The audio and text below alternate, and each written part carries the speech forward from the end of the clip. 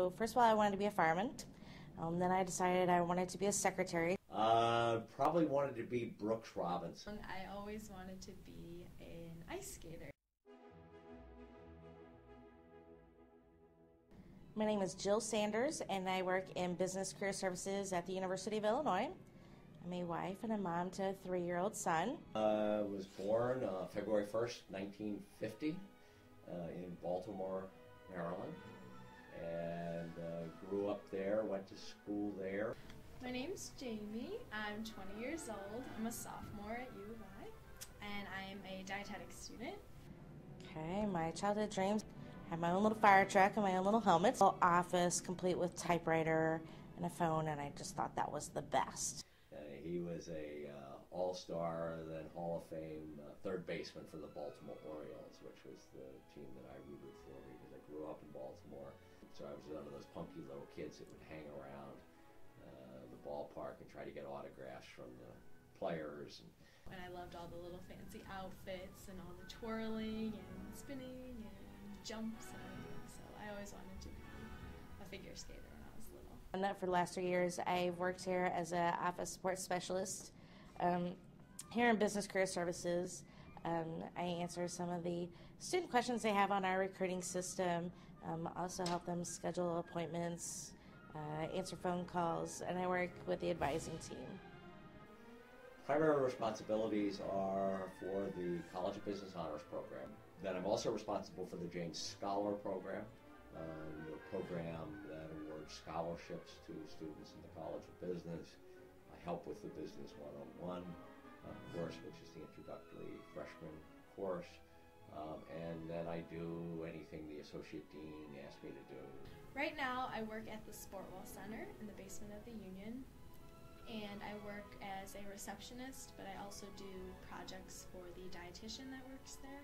And so I do things like nutritional analysis for her patients, and I also do I do some meal plans based on certain calorie levels that she's looking for, that she can give to her patients as examples of if she's putting them on a certain calorie level diet.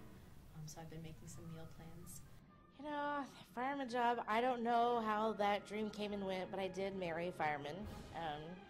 So I guess in a sense I still had that. As far as the secretary job, I still do some of that with what I'm doing now. So I don't know if that ever really went away. Brooks Robinson was a great hero, and so I wanted to be a baseball player, but I was a terrible athlete. I was a tall, uncoordinated kid, and so being an athlete wasn't in the picture. That's the thing. I never actually learned how to, ice skate or took lessons or anything. It's just kind of like, oh, when you're little, you kind of think you can do anything. So I was like, oh, that'd be so great. But I never actually took any lessons or anything. It's different going from corporate to the academic world. It took me about a year to get used to it, but I do like it. A lot of customer service, and I like that. I think that's what I love about my job now, is that I'm learning something new every single day. I love my job now, yeah. I really like it a lot, and the people there are really great, and it's a nice, quiet setting, but we do get a lot of students, so it's nice to see students taking advantage of the services that our campus offers. I would encourage them to go after their dream job. That there are other dream jobs. That might be a dream job, but there are dream jobs. That you can take pieces of what you think that one dream job is and create them in other jobs.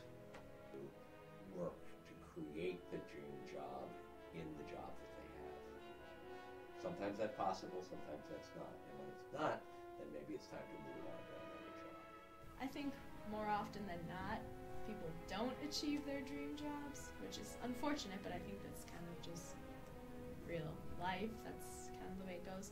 But I think that everything is what you make of it, so if you are under the impression and thinking like, oh, this is really not going to be what I want to do and this is going to be awful, I'm going to hate this, well, yeah, you're probably going to hate it and it's probably going to be awful. So I think that if you just, hang in there and keep your head high, I think things, anything can turn out positively if you're in that mindset, positive mindset.